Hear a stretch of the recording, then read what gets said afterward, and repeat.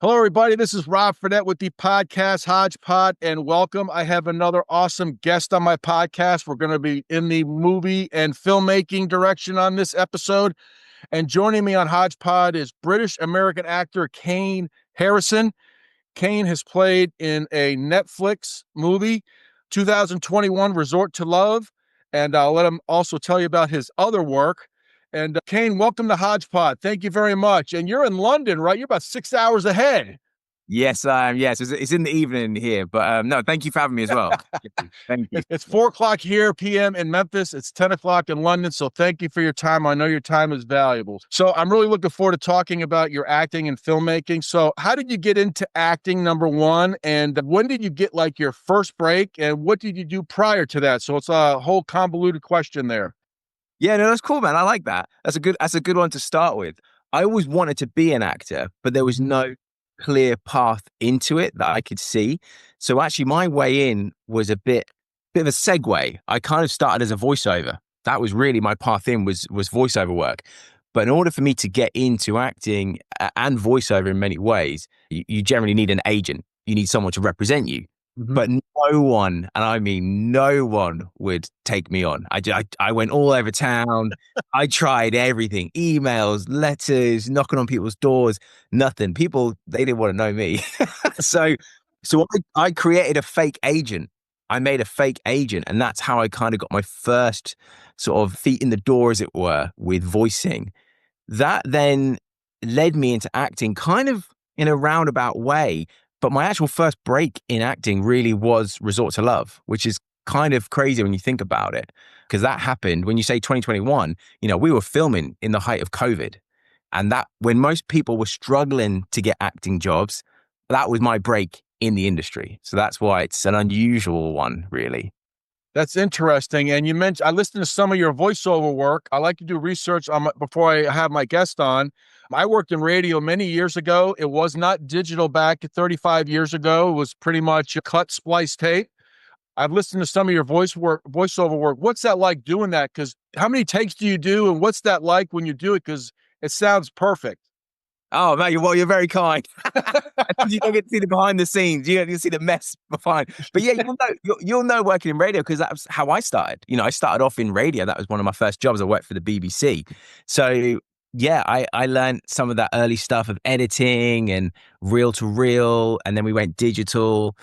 But voicing, I mean, it really depends on the job. If it's more like a commercial gig, as it were, like a 30-40 second spot on a radio show or a podcast, that depends on the producer. And you'll know as a producer, you kind of have in your ear what you want it to sound like and what it's going to be like in the mix. But in general, an average session is maybe 30 minutes long. It's not that long, really. You probably spend most of the time talking to the producer and having a catch up and talking about the kids or talking about the films you're watching, and probably do 10 minutes of work. But whereas if you're doing a bigger production, maybe it's ADR, or even if it's a corporate read, or an audiobook, for example. An audiobook is a completely different.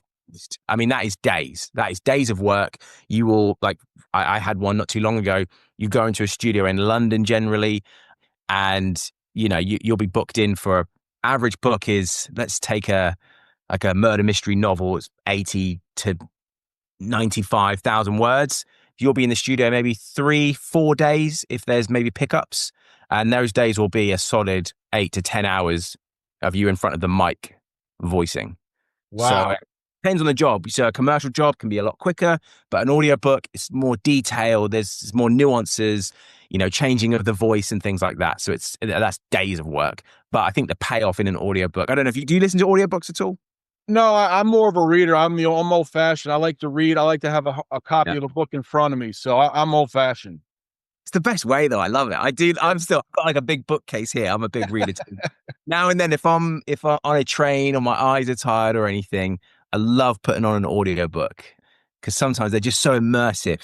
Like, it's like being a child again. It's like being read to by your parents. So, voiceover work, I listened to some of the voiceovers that you did. You have to have a different tone. Did that help you in your acting as you were going forward? Because, you have to do certain types of voices for different types of commercials or, promotions. And that sort of leads into acting, doesn't it? Oh, absolutely. Yeah, 100%. It's really funny because predominantly all my voicing work is in a British accent and all my acting work is in an American accent. Very, very odd. I don't know why it's come about that way, but it just has. And particularly with the voicing work, it's always a kind of it's sort of more my natural settled voice, as it were, but it's slightly more heightened or pushed in what they call a London-esque kind of way. So you kind of think actors like Idris Elba and things like that. That's the tonal shift they go for. And it depends on what I'm voicing as well. Right. I've for like events where artists come out to perform, like Ed Sheeran or even Eminem. And so it's a completely different shift compared to when you're voicing, say, your local funeral parlor, I was just thinking of that just now. You don't want to do a monster truck voice for a funeral parlor. There I was you go. exactly thinking of that. I swear to God. Right, Mark. It's because of the radio. We've done radio. We're thinking in sync. I used to listen. I worked at a radio station many years ago, and the funeral parlor or the funeral home music was in the background, and the voice was very soft tone, and you really, it's not like, hey, how you doing? It wasn't. No. It was very soft tone. So I was thinking exactly when you were talking about that. Yeah. See, and so you know what it is, though. You tailor the voice to whatever the product or the content or the promotion or the show, whatever. You tailor your voice accordingly. Like you're saying, you're not going to be all bright and cheerful for a funeral, but for, maybe a fun fair or, particularly like a movie trailer voice, you go for more drama and more energy. So you just tailor your voice accordingly. That's awesome. So you got your break in 2021 with Resort to Love. It was on Netflix, so that's like A-list stuff right there. Netflix is very, very impressive. So talk about that. You said you didn't have an agent, but I bet you after that you had agents coming after you. This is the thing. This is now the great disappointment. Because I guess I must have been really naive because so Resort to Love is done and I come back to the UK because Resort to Love was filmed in Mauritius. But now I come back to the UK and I'm thinking, oh, I'm a hot product. Yeah, I'm in Netflix film. Come on now. So I'm going to be able to get an agent. No, it was still really, really tough. And it took me months to get an agent. I don't know why that is. In the UK, I just couldn't get that foot in the door. And it was first an American manager I had before I got UK or British representation. Wow. It's all good now. Yeah. It was a bit of an eye opener that you can be in a Netflix film and have a solid role in it. No one wanted to know. I don't know. Maybe that's just more crazy. Yeah, I don't know. But I think in America, in many ways, you guys are more attuned to talent ahead of time and finding things ahead of it. Like when it comes to breaking talent, and maybe in the UK, it was a little bit, just wasn't as fast paced. I'm not sure. It's different now. Like I've got an agent, I got a really good one, but it was just a strange time and a big learning curve that you could be on. I can imagine. Imagine that. I've had actors, I've had directors, but the actors I've had on my podcast, it's like when they get that role, there's a sense of excitement, no matter how big or how small. Is that like that for you? Oh, absolutely. Yeah, absolutely. Always. Whenever you get a chance to do anything like this, it's always exciting because you are really like living the dream.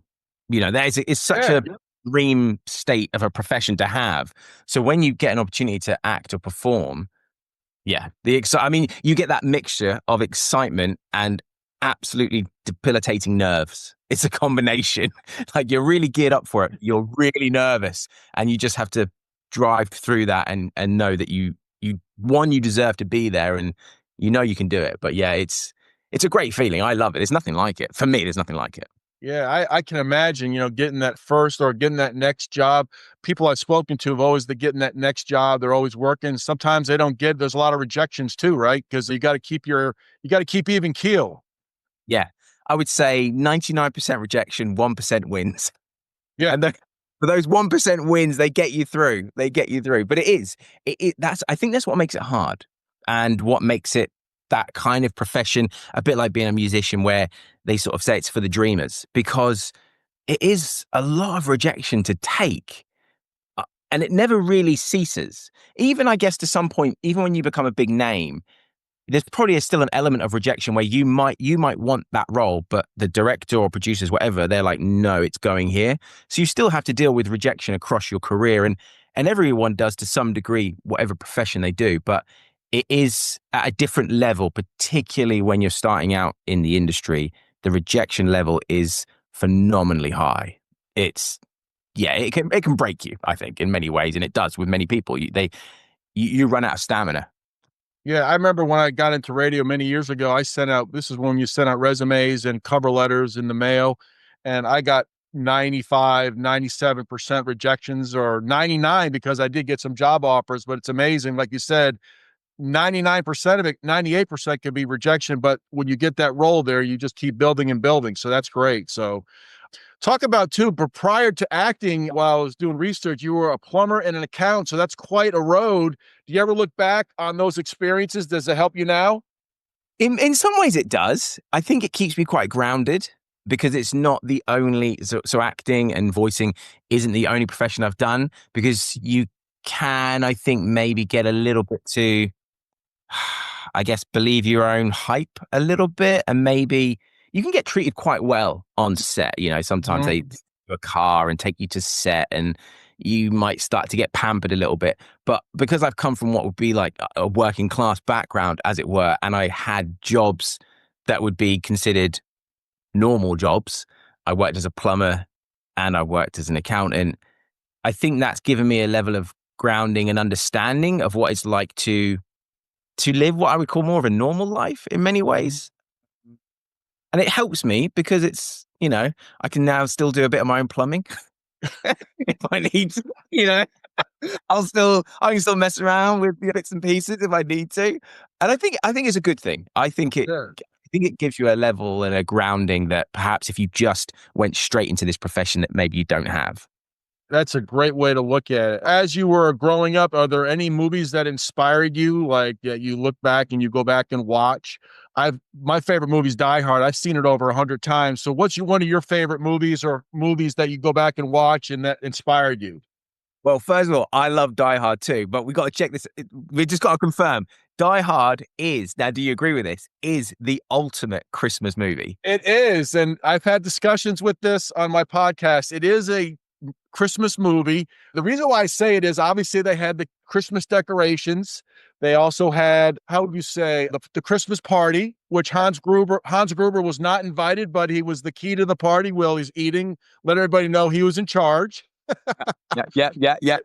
And then I always say there's something between the 12 Days of Christmas and the 12 Terrorists. I don't know. There's like a little correlation there, maybe. I don't know. Something may not have any meaning. And I think it was. There was Christmas music. They played Christmas in House by Run DMC. It is a Christmas movie. You end with Dean Martin. So I love that. We're in complete sync then, because I think it's the ultimate Christmas movie. I love it. I watch it every year at Christmas. Very good. I do. Bruce Willis was made for that role. That role is, I like this. I mean, you probably know it. The story behind that it was originally meant for Frank Sinatra, and Bruce Willis almost lost it. I mean, you can't imagine that role now with anyone else playing it. Like, there's something about the way he has that cheekiness and that, I don't know, that kind of gruffness in it. It's great. Yeah, I agree. Sylvester Stallone, I think, was considered, as was Arnold Schwarzenegger. Sinatra was, and he was the perfect one. And he was on Moonlighting there, and he was not really considered by the executives to be there. He forced his hand, and he was the perfect choice. He had that New York flair to him. He had that wise ass, funny, serious, and it was just awesome. Yeah, it's a great one. I love it. Yeah, so I would put Die Hard up there. I'd say, for me, there's so many films, it's really hard to pick. Yes. But I can give you a couple in different ways of how they affected me. Uh-huh. So there's a couple of early films that I watched that affected me in what you can do through storytelling in films. And funny enough, both of them are Denzel Washington films. That was The Hurricane, which is a true story about Reuben Carter, the boxer. that really hit me. That was because it was such powerful storytelling, and I was really sort of taken back by that at a young age. And the other one was John Q. Really watching that, and it's about the health system in America. And it had, I mean, it's got phenomenal performances by all the actors in it. Those were really interesting because they were basically true stories. And up until then, I'd probably just watched things more in the fantasy realm or just comedy entertainment, and they were serious storytelling. And I remember them having a profound effect on me on what you can do in performance and in your storytelling.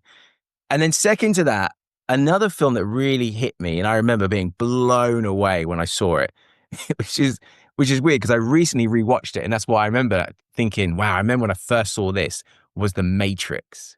Oh my God, that's an unbelievable movie. Oh yes, go ahead. I mean, but you rewatch that now as well, even that dialogue, that sharp dialogue, and the things they're talking about with the machines and what's going on now in society with AI. That film is so good, so good. And yeah, I remember at the time that having a huge. That was the first DVD I bought. When DVDs came out, the first one I bought, and yeah, that's one. That's one that's up there because it just. I mean, they hit so many notes right on that one. Oh Just yeah, that's in my digital library on Apple TV or Apple Store. I buy movies when they're $4.99, and that's on my digital library. I like the first part, Mr. Anderson. That guy was awesome. I bumped into Hugo Weaving in London. What's that? I bumped into Hugo Weaving Really? in London. Yeah, just by chance. It was the beginning of this year. I believe he must have been shooting Slow Horses or something because he had. I don't know if you see Have you seen Slow Horses? No. Okay, so it's a British series, like a anti James Bond kind of series. It's fantastic. It's on Apple TV, but I'm pretty sure he must have been shooting that because he had the exact same look as he had in the season before, where he had the beard, the big grey beard. But yeah, I mean, yeah, Matrix, again, great performances, great story, great script, action. That was a film for me. I was like, whoa, that looks like fun. Yeah, I know. Yeah, that movie stands the test of time 50 years from now, just because I might have to go back and watch it this weekend because I like to go back and watch. But yeah, that was a tremendous movie, and Keanu Reeves played that. He knocked it out of the park in that movie. Yeah, absolutely. Another one where kind of not necessarily a role you would imagine him in. And he was more of the heartthrob action style, wasn't he? Speed and what was that Point Break. This was the shift. This was a shift. And I think that set the pattern of his career because obviously you look at that and then to where you're at with John Wick, you're like, okay, yeah, I get it. But before then, no one would have got it. Yeah, exactly. So let's go back to Resort to Love. What was it like filming that movie? Because was it Alicia Keys involved in that movie? Yeah, so Alicia Keys was the producer, and I found that out when I got sent the script. So obviously I didn't have an agent. I had no one representing me, and I got this script through my mate's agent who's in South Africa. It's the weirdest thing. The producers have somehow found me. We believe it's probably through my voicing. Still to this day, we're not too sure. But I knew my mate's agent from South Africa because him and I had written a screenplay. My name had somehow got across her desk. She said, can I send you this script? They want you to tape for it because it was self-taped then as well because we were in COVID. And I thought they had the wrong Kayne. And because my name's spelt quite similar to some other famous, well-known people, I was like, it must be meaning someone else. Surely. And then I saw the script said, Netflix, untitled Alicia Keys production, something like that. And I thought this can't be the Alicia Keys, Girl on Fire, Alicia Keys, surely not. And it was. And yeah, that was such a strange experience because I remember after auditioning and getting the role within a few days, it's still probably the quickest process I've had in the sense of taping and then knowing that I got the role within a few days. I remember the table read we had was all via Zoom. So everyone was in their different countries. Most people were in America, South Africa, or myself in London. And it was the strangest thing because there was Jay there, Sinquaz, Christina. And I'm looking and I'm thinking, someone's made a mistake. Someone's going to realize we don't know who this guy is in the corner. What's he doing on the screen? Who is this? So it was such a strange experience. Obviously, someone like Christina, I'd grown up knowing of her music. I think I even had one of her tracks on vinyl because I used to be a DJing when I was young. So it was just a strange experience and incredible. And I learned a lot very, very quickly. And then, yeah, I mean, the next thing I knew, I was being flown out to Mauritius, which is where the film is predominantly set. and where we filmed. So we all lived out there. It was kind of like a little family in many ways because you all had to they had these bubbles. You had to bubble together, as it were, because of COVID. So once you'd done your quarantine, you basically all lived together, as it were, in this resort, which is where we filmed. Wow. You had lunch together, dinner together. People had their families there. You went out, you played tennis together. It was with Thanksgiving out there. It was an incredible experience. Incredible. And that was my first. So I was very much out of my depth. And as I like to say, that fake it till you make it. That was that. Wow. So how that I mean, you must have been like flabbergasted when you had in the table read. You must have been like, wow. Did you have to like pinch yourself? Yeah. I mean, it was just so surreal. I remember I did the table read in my kitchen. Because at the time that was the best place for Wi-Fi. And I was sitting there and I was looking at these people and I thought, this is crazy. Like I'd recognized them. I knew of their work.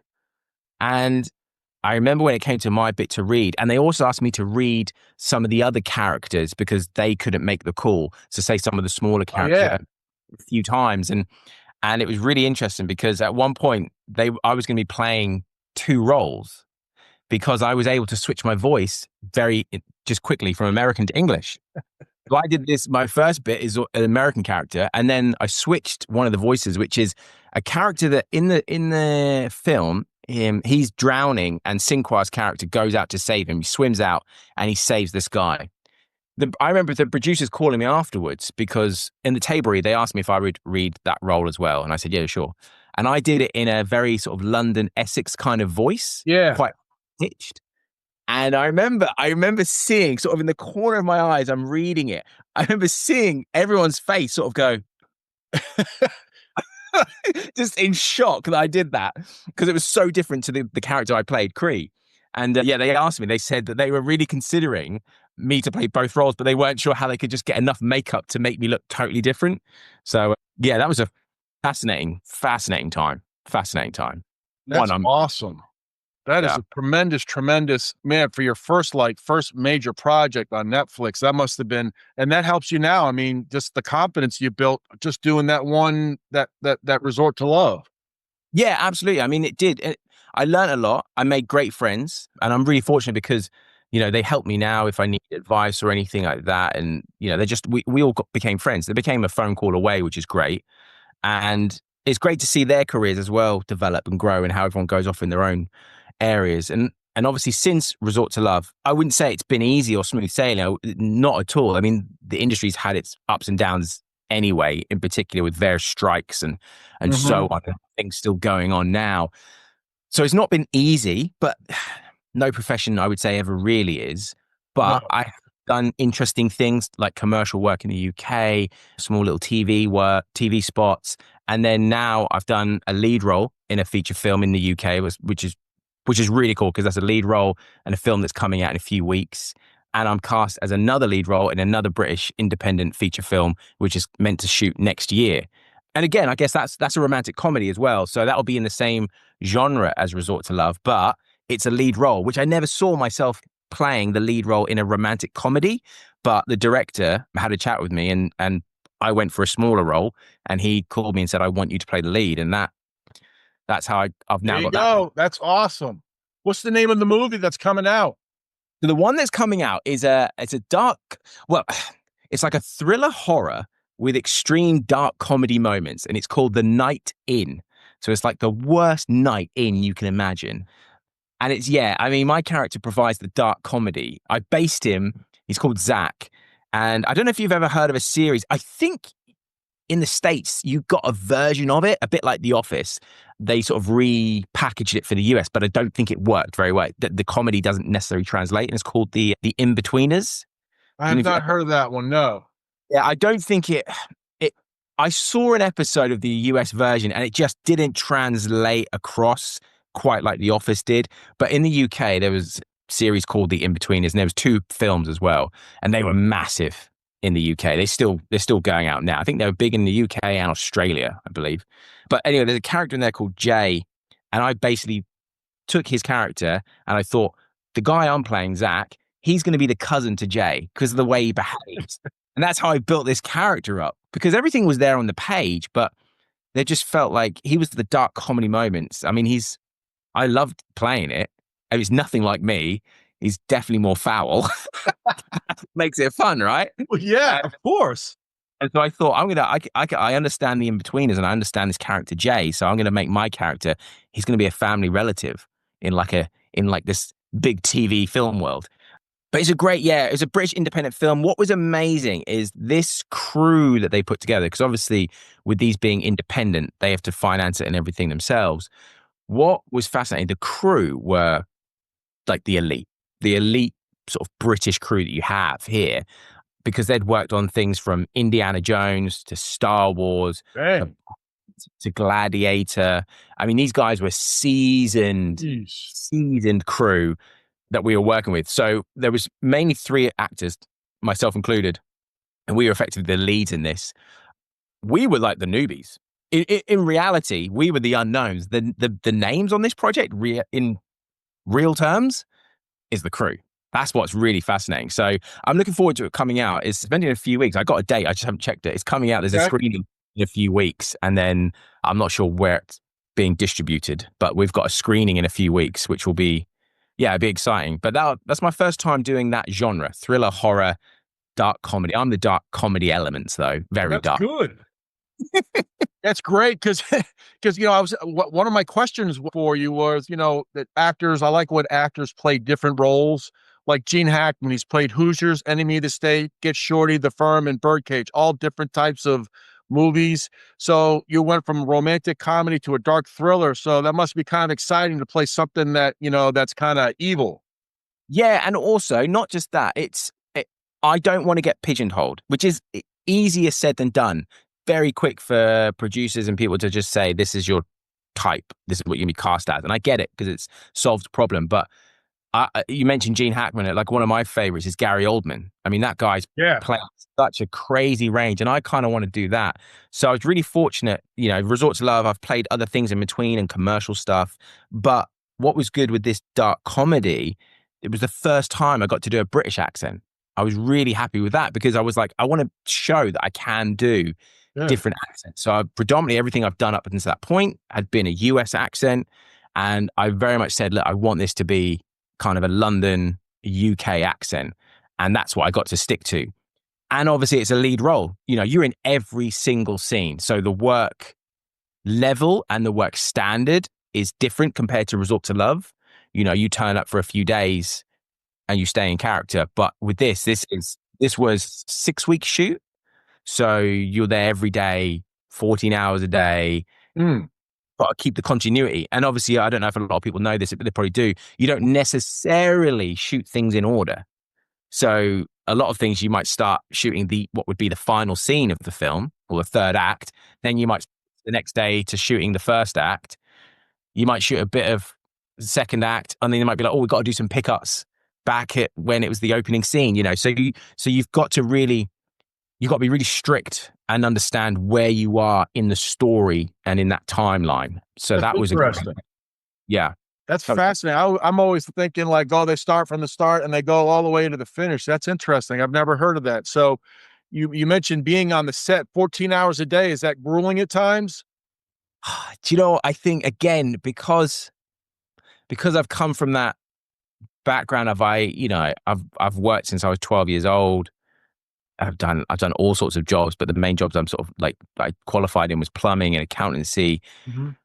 I don't want to say it's grueling. Is it hard work? Yeah, it is. But my goodness, it's a privilege and it's a hell of a lot of fun. So, you know what I mean? Like, I've done the whole, like, quite literally, when I was an apprentice plumber, I've done the whole unblocking completely blocked toilets filled with all sorts of everything you can imagine that's made of nightmares and spilling it down you. My first day on a building site, I got knocked out because a boiler fell on my finger and burst like part of it. And so grueling being on set, there's food everywhere. I got you. Oh, that's a good way to put it. Okay. I'm not saying it's easy, but in perspective, it's not like I'm a doctor saving lives. I like to keep it in perspective. Yeah, I've seen like videos of like when they film movies and they film a scene for like 5 it's 5 to 10 seconds, and they have people with the cameras, and then it looks totally different on the movie. It's weird. I don't know. I don't know. I wouldn't be a good actor. I'd just be like, what's going on here? I'd have to do the whole movie in like 1 hour. But that's pretty interesting. You have to be really focused when you're doing that scene. Yeah, that's the one thing is the focus. And the thing is, sometimes there's a lot of time where you're waiting around. They're trying to get the lighting right, or they're getting the cameras set up. They're putting the marks in place. So sometimes you can be waiting around quite a lot of the day. That is where you've got to be careful, because things like boredom might set in, or you lose focus, or you waste a lot of energy on things that aren't helpful to the film. And so when you get on set, you've got to have laser focus and know what you're doing and just be ready. That is probably the hardest bit, because you could be waiting around all day and then it's just 30-second scene and you've got to be on and you've got to get it in a few takes. Yeah, that's the sort of the discipline. You have to have that focus and that stamina as well, because they are long days. They are very long days. Interesting. What do you think about, I always think about AI. What do you think about AI in filmmaking coming maybe years from now? Because one of our favorite actors are long gone. Could they make movies of our actors? I don't know if that'll ever happen, but I always like to pill around on my phone. And I did Terminator with Arnold Schwarzenegger and Bette Davis. And I put it like a little, and then I did Will Smith, and the pictures came out pretty good. I mean, it is impressive what the AI stuff can do. I mean, it's going to be like anything, right? These new technologies, they scare everyone at first. There will be some balance that's found. They just will. You can't stop it now. It's in motion. And I know they did use AI, didn't they, for the latest, was it Alien Romulus? You see that one? The latest I have not seen that one, no. So do you remember the first Alien film? Yes, Sigourney Weaver. Yeah, and it had the actor in, I think his name's Ian Holm. He played Bilbo Baggins in the original Lord of the Rings. He was in Alien. They used him. Obviously, he's passed away, but he was in Alien Romulus, and they used AI to create him. They used AI. Oh my God, I'm gonna have to see that. Wow. It's on Disney. On Disney Plus, you'll find Alien Romulus. I hope I'm saying that, Romulus. Mm-hmm. And you'll see it. And you'll see it. He's like half a machine, but that's all AI apparently. Because he's not alive. He passed away. So, and he does lines as his voice. It's going to be an interesting period of time the next few years, because I think you're right. I think there's going to be certain actors like a Gene Hackman or a John Hurt that might suddenly appear in things, and you're thinking, how's that possible? And I guess that will be a thing of family members will sign over some rights. I don't know. Maybe it's a bit like music, where the families sign over rights where they can use a track of Michael Jackson's or whatever. Maybe that is something that might happen, and they'll sign the rights for someone's likeness. I have no idea, but it's a weird time. It's a very weird time.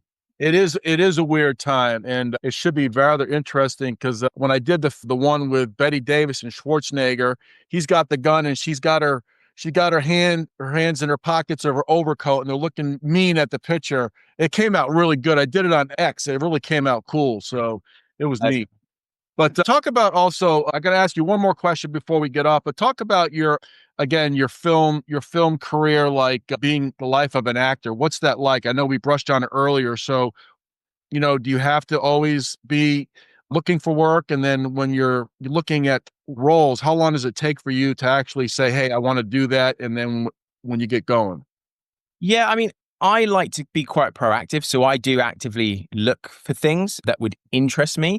I'm still early in my career in many ways, so I'm not being too picky, in all honesty. Like, if there's an opportunity to act, I'm going to take it. Do you know what I mean? No, I think it was Michael Kayne that said, you're better off acting, and even if you're in bad films, it doesn't matter, because you're going to be in bad films anyway, but you're better off acting than only acting once or twice every year or couple of years, because then the fear becomes harder to deal and navigate, whereas if you're just used to being on set, you get through it. And acting in bad films is part of it, but you will do some great films as well. I think there's quite a lot of truth in that. So I actively look for things I would enjoy doing. It's not to say I'm ever going to get them, but it just shows, one, the producers and maybe the director that, look, I'm interested if you can give me a shot, but also I'm not going to turn my nose up and be like, oh, I'm too good for that. I don't see the point. An opportunity to act is an opportunity, and I'm gonna take it. So I still actively look. However, I do have representation. So I do have an agent in the UK and I have a manager in the US. So they predominantly are the ones that are out there. They know what we want to do with the career. So they get briefs come across and they will put me forward or know that I'm right for it. And then we go from there. But that's the difference is when you have an agent, you've got someone else. But I'm just a proactive person by sort of default. So I want to, go and get my own as well. So yeah, but it doesn't mean you're going to get them. And I'm still auditioning like everyone else, like all other actors. You go out, you audition, and you just try and get stuck in and hope you get something. Yeah, and you may not get one role, and then maybe 2 or 3 years you get another role, and then if you keep doing shows or films, you get that cadence, that rhythm going. Then you're networking on each one, so it's always a win-win. So I think that's fascinating. It's a hard field. I know from just talking to people in the film industry. It's not easy. So it's a very competitive too. So I know that.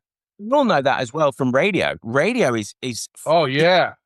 competitive. It's a bit like TV presenting. That I feel like radio presenting and TV presenting, that's even smaller of a pool. That's as competitive, if not more competitive. So you will know that from firsthand experience. Yeah. How difficult it is.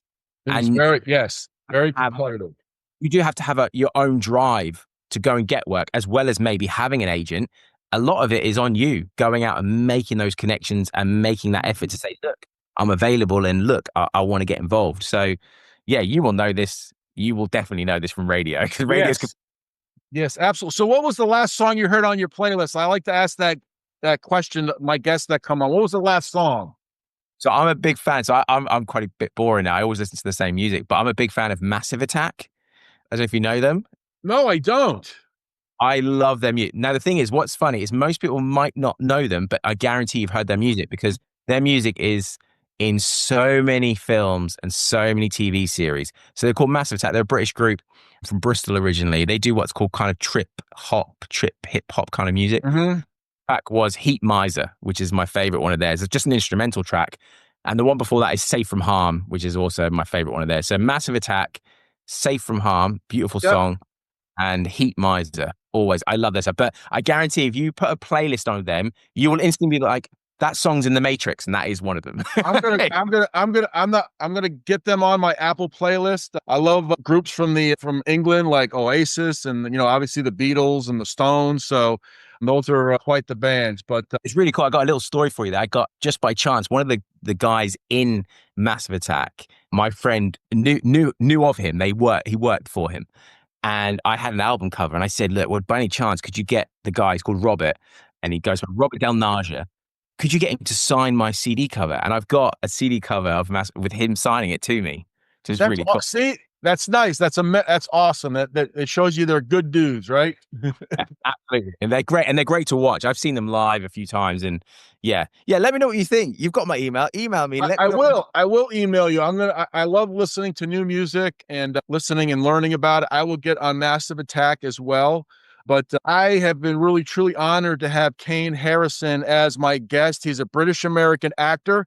He was in the 2021 movie on Netflix, Resort to Love. He's got some other stuff coming up as well. And Kayne, I thank you very much. It's 4:30 in the afternoon here in Memphis. You're 10:30 at night in London. So I know you're busy. And thank you for joining me on a Friday night.